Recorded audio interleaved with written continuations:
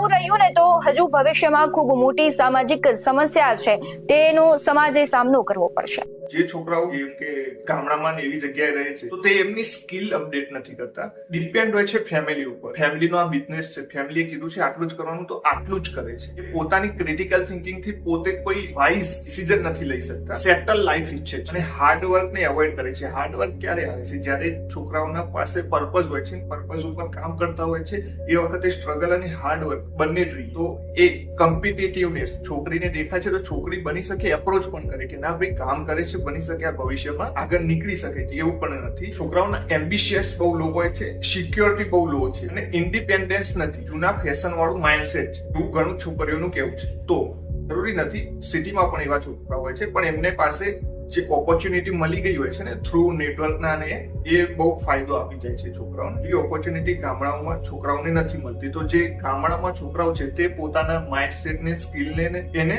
Update કરી શકે છે થ્રુ ઇન્ટરનેટ. પણ ઇન્ટરનેટમાં આ લોકો શું કરે છે? ખેર, એની વાત હું પછી કરું છું આગળ આવી.